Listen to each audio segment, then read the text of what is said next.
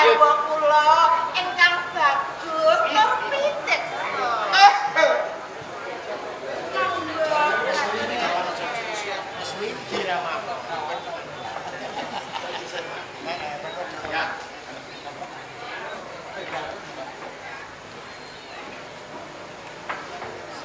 Rekyono Patih Dorosit pareng dawuh sinuwun katon kabeh wis padha sebo wiswanan iki satemene ora ana apa-apa kang bakal tan liyane ngenani bab kapribadening Sentana ana ing pasir Bantang. Mula diprayogake dhisik wis to atur dawuh. Dawuh ramane. Wis nderet suwan. Inci. Pakaryane piye? Inci kepareng matur Ciramani.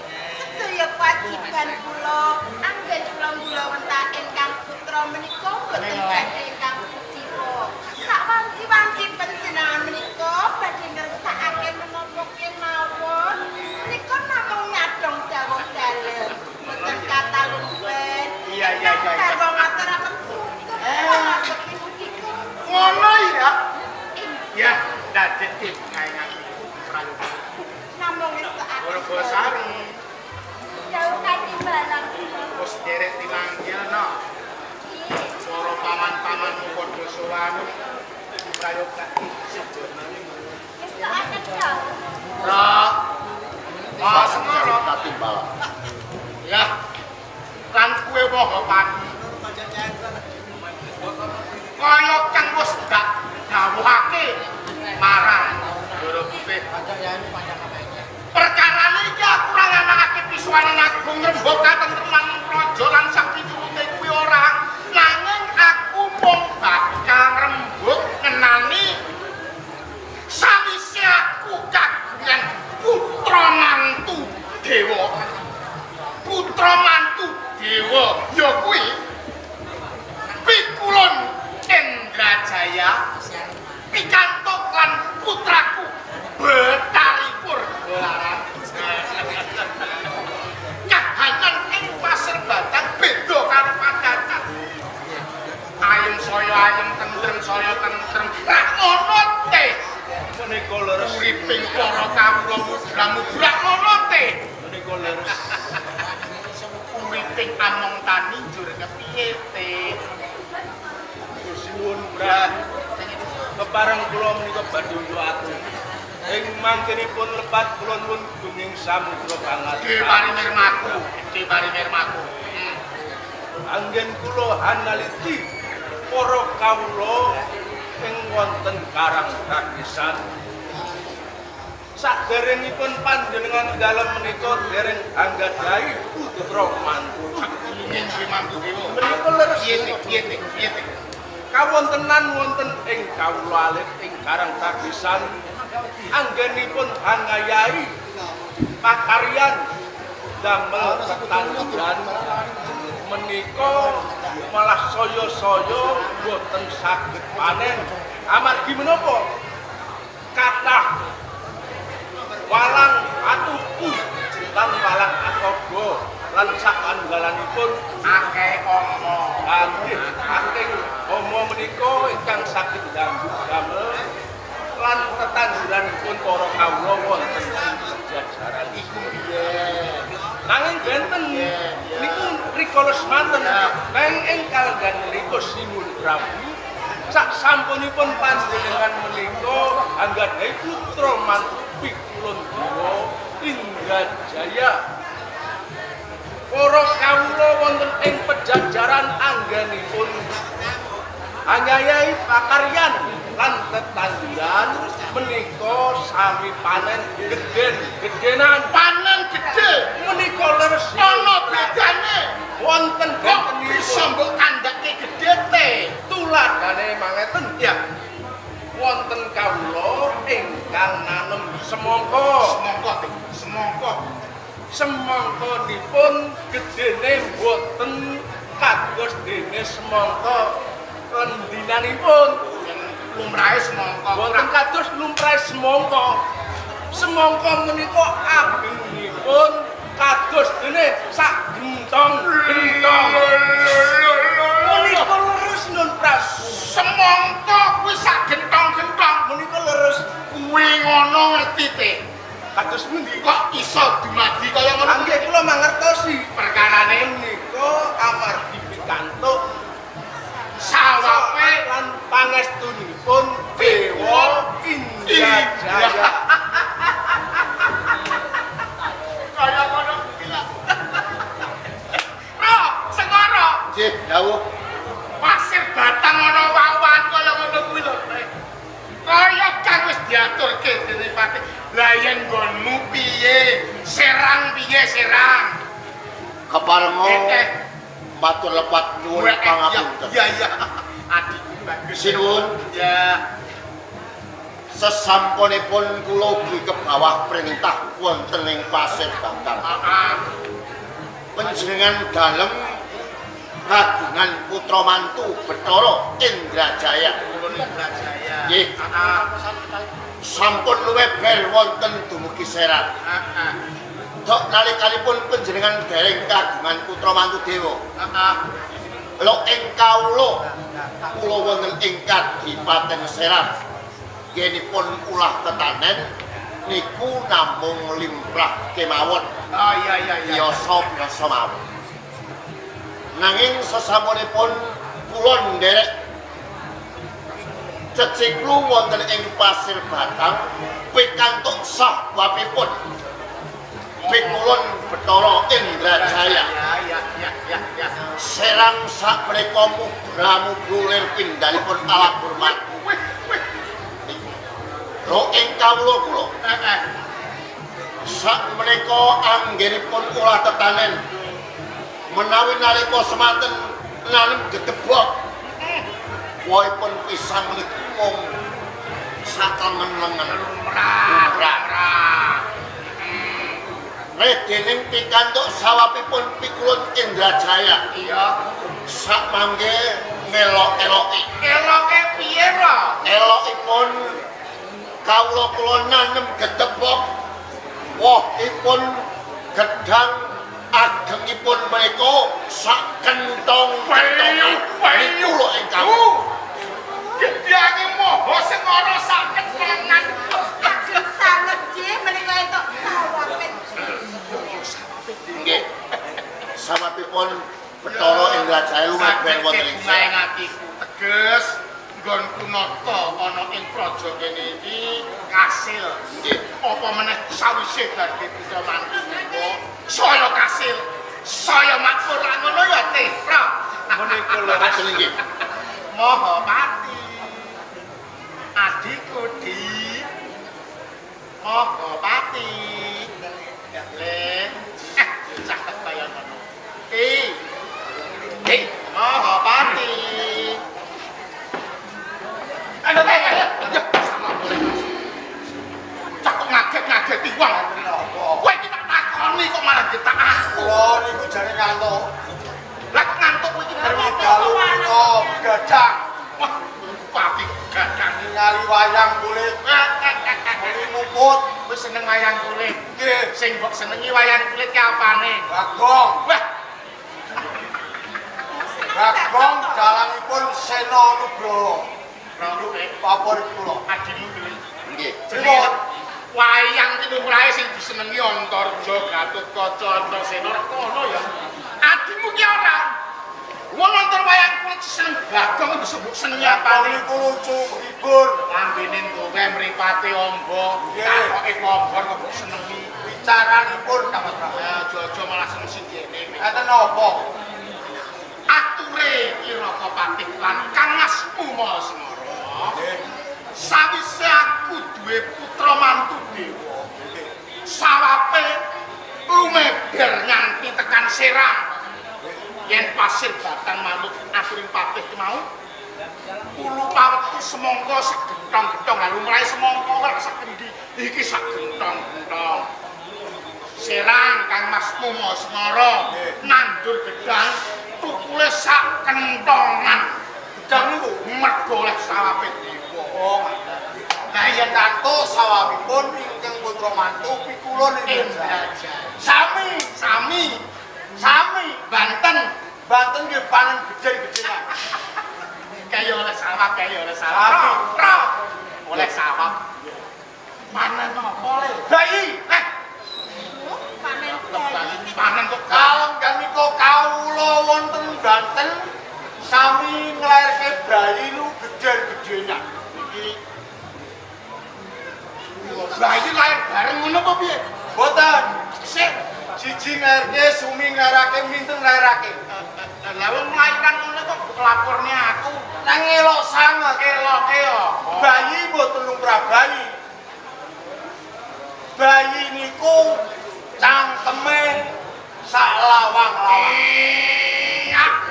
Nek muatur yo ngawur. Nggih, Lah nek bayi kok cangkeme sak lawang-lawang, panganane apa? kangge nguntal semangka sing sak gendong-gendong, kangge bacok gedang gedene sak gendong-gendongan. kaya lumrah kok. Kok bayi kok Rapi sithik tembungmu ning nyonyok rasane rasane. Sing kesangaten jenengan Sanget piye? satunggalipun ratu nalika semanten dereng kagungan putra mantu. Ya, Pikulun Indrajaya isine migatesaken kawula alih. Nandang kecingrangan mboten. Kajinet pangan mboten. Ning sasampunipun kagungan putra mantu Indrajaya. Wiwit Piswana Agung niku nanjung ingkang mantu Indrajaya. lah kasunyatane pancen ngono kok, Ti. Alah. Kasunyatane pancen ngono. Aja sembrono karo dewa. Aja sembrono kowe nek sabdakne cilaka kowe engko. Kula mboten ngerti. Dewa teng Arcapada len kayane bendan. Daripun pun bendan. Aduh, Menawi dewa teng kayangan, napa sebabe mandi bapak. ya, Daripun sing po sari-sari sari-sarine kembang. mandi. Ya, Nanging menawi dewa sampun muncul ing Arcapada, bedane piye bedane? mangane pun bendan. Betul. Sego pecel gamos. Gorengan lele, Sik, ngamel. rumangsamu putra mantuku ki dewa sing pinunjul, dewa sing sesuci kok sego pecel-pecele. Ora. Kowe jane iki ra seneng karo aku to. Kowe wani karo wong tuwa to. Kowe ndogo manang kandhane wong tuwa to. Kowe wani karo wong tuwa. Lho nek wani-wani yo. Aku iki ratu, mara tuane dewa kabeh padha cicik rodi. Lah kok wani iki?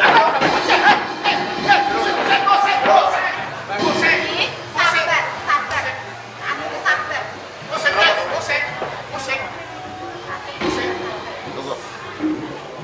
Apa? Panjenengan Apa? menika kalian kacang lanang kok penjenengan niku asring. Aku kira wedi ya. Ayo perkara ngene, aku kira wedi. Mahapati tak wedeni, sing tak wedeni apane? Lho menika ajeng lenggah sae lho kok panjenengan niku malah wedi.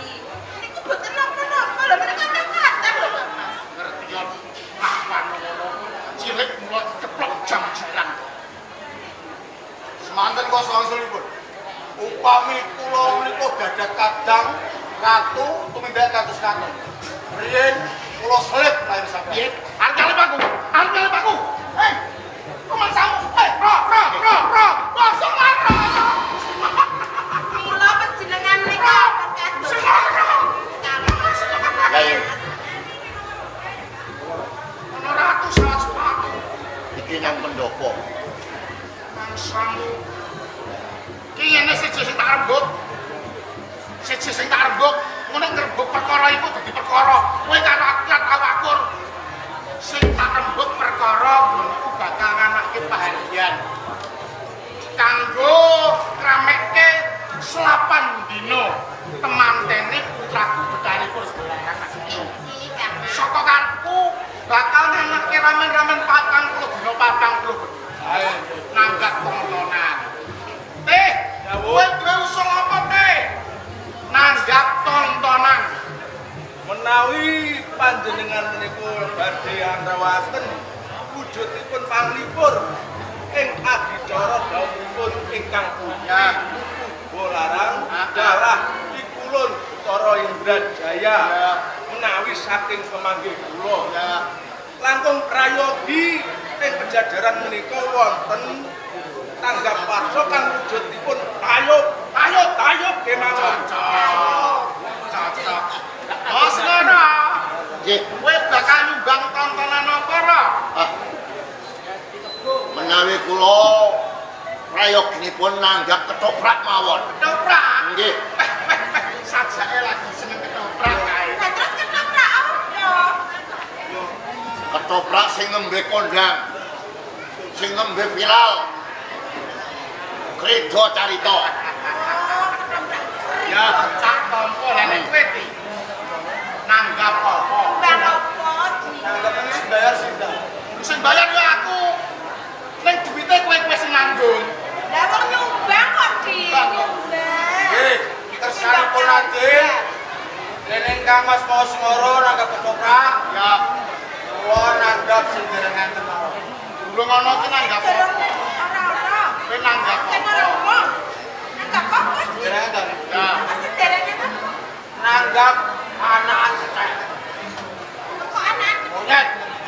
Setok. Nanggap tayung lanang piksa. Ketoprak, tembak bicara lan pitutur. Lho kowe nanggap anakan ketek. Kok ya tek yo mundur mustunggal. 100 ketek. Lho. Mengke kula dereke alun-alun ben jojogan seneng kok pengen ketemu wong tuane. Hah, ketemu bapake. Kowe iki kok guyon. Ketek kok ana bapake iki lho. Enten. Bapake ketek sapa? Jenengan.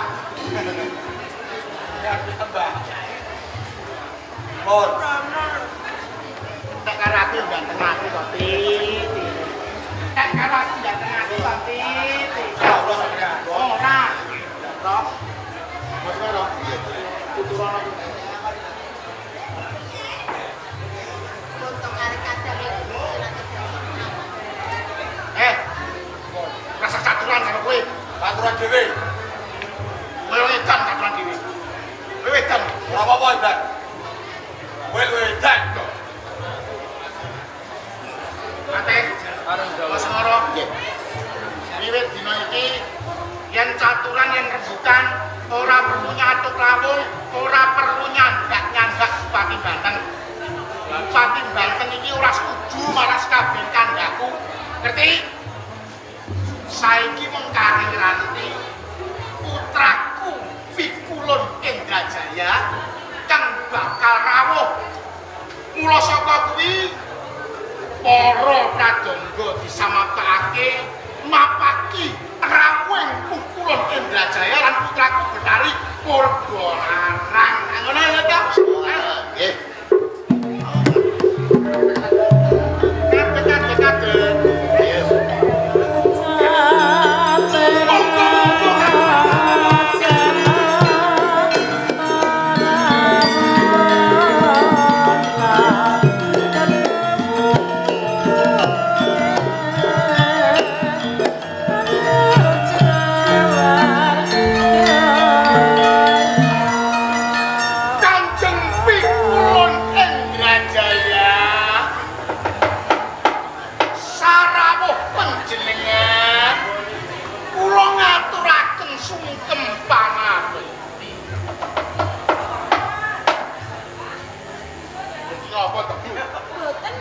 Mboten napa-napa. Pikulun Indrajaya. Suarane apa? Mboten napa-napa. Kula ngaturaken sembah pangabekti. Kula ngaturaken sembah pangabekti. Pangabekti. Aku bedodok-bedodok apa? Mas kula jenengan kadung jalan manten. Bapak, Pikulun Indrajaya rawuh. Monggo katuran munggah.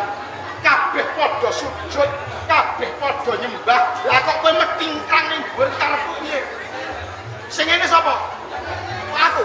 Jenengan nomor setunggal. Nomor 1 ya. Ora apa-apa, aku ora mau ngene, nanging ngene. Sampai Indrajaya menika sinten?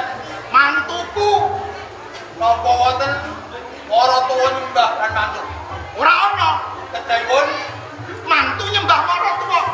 sampean nyuwun karas bojo. Iku nek mantu biasa saja. Iki mantu sing luar biasa. Luar biasa pripun? Iku lon dewa saka kayangan. Ayo Mbak. Dewa menawi teng kayangan. Menawi arta bojo iku kejanimbaran panjenengan. Edan sampean. Kowe iki bola-bali kok ngono to? Kowe iki ngajeni aku ngono. Aku ki sapa? Jenenge jenenge lali. Tuh. Pati. Aku iki lho apamu? Kadang kula tuwa. Nah, nek aku kakangmu dhewe kowe kurang ngajeni aku. Kula nggih panjenengan. Digulu kawis Wes cukup. Aku mau caturan karo kowe. Pripun? Mau caturan karo kowe. Ala mau mboten apa. Pun wis ngono lho. Monggo bener ora usah digagas. Wong edan. Wis ngono. Ora usah nyawang mengkono. Ngono-ngono iki. Kulon ngomong kok kan enggak. Berbasari. Minggu madhep rono. Aja nyawang lawan garwaku. Ayo dikelok. Kulon. Kulon. Inggih lho. Kan iki lujeng rawuh. Lasukiswan kula boten wonten kalangan ingkang tumempuk dhateng Sawan.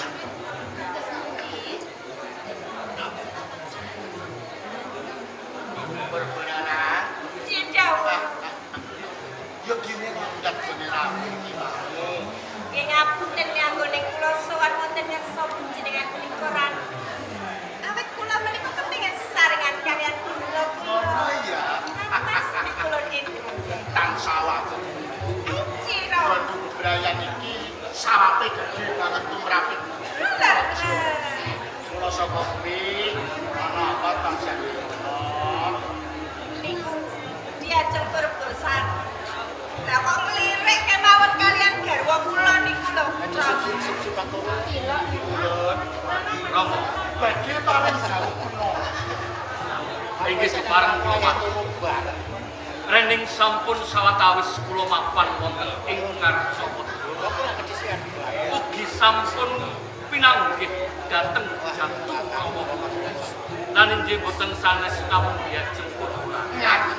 Romo, kepareng kula nyuwun pamit badhe matur wonten ngersanipun Kanjeng Rama Sang Hyang Dewa wonten ing kayangan Salendra. Monggo menawi badhe kundur pakayangan nanging sampun ngantos dangu-dangu lan saged dhateng ing lan sampun kesupen. Panjenengan tono. Ono. Menawi panjenengan menika badhe munggah wonten ing kayangan Salendra. Iya. Menapa panjenengan menika boten sisa kalian kula? Nah. Derek kalih panjenengan kan. Jajeng Purwara. Iji kados. Sawetara sliramu kateng ana ing negara Pajajaran. Mengko yen pun kakang wis matur nang ngersane Rama Prabu Sang Hyang Dewa. Yen wis entuk tilas sliramu bakal tak kantinggah ing kayangan Salendra Bawon. Ingat. Menawi kados ngaten. Kula namung derek kalih panjenengan menawi kula kadhe wonten ing Pajajaran nggih boten napa-napa. Iya. Rama Prabu Nggih, wonten dawuh kula mboten. kepareng kula nyuwun pamit badhe munggah wonten ing kayangan. Nanging mangke sampun kesupen pundhuripun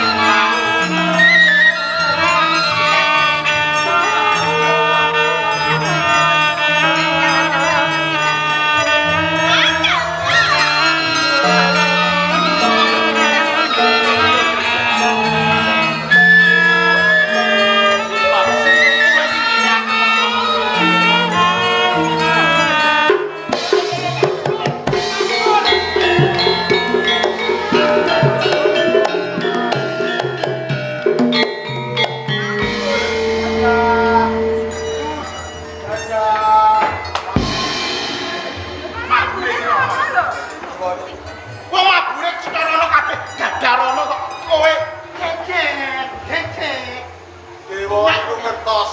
Ngerti piye? Sadurungipun pinara. Sinasa dewa mabure mriko kula jajah mriko ngertos. Ngerti piye? Yo ngertos nang kula jajah. Mergo Dewa. Ana. Mlepok teman dewa mlepok. nungsa ora tata. Patih, Marang dawuh ini caripun berarah. Cek kados pundi. Aku bakal perintah marang Patih nyuwun palahmu ya Betari. Monggo. Ngajan anak garwane dewa kudu ya nunggu perintah. Nah, mestine kemawon kados ngaten. Meri. Apa? Kula nggih jajah anak perawan. Lah iya mula ke meri ta? Mergi ingkang putra dados garwane dewa kabeh aja kula wonten kula. Lah nek ora meri Awit kula sepatane anak kula. sepata piye? Lho, wis seperawan sore diwengku sajil kakung. Ora sentuk aneh-aneh. Tukang becak, tukang ojek ora monggo. Nggih kados Kaya ngaten. apa sebabnya kok kowe ora pengen? Apa sebabnya kok anakku ora mbok entuke dewa? Anak kula. Dasarmu apa? Dasar kula nggih kados jenengan. Menawi pinggato dewa mlebu kados jenengan. Nggih boten napa-napa Jero. Ora apa-apa. Nggih, lah mantune meniku dewa. Maratuwane dewa, mantune dewa, mantune apa kae? Nek marang dawuh sawise ingsun paring dawuh marang sira kang supaya ngupadi tontonan pamilihmu lan dayo pamilihmu ketoprak kacaturan karo kowe. Mula enggal dilaksanakne. Ingsun paring dawuh lan kowe dosita. Kowe golek tontonan pati dewa ngomongane biasane ra kepang. Ingsun paring dawuh. Alah. Majusi iki aku apa kowe? Kulon. Kowe pengen dadi majusi kowe? Nunggu. Sangat Arang ono enesan kowe. Nek, marang dawuh tinggal tindak wis tak akan dawuh Sunan Prabu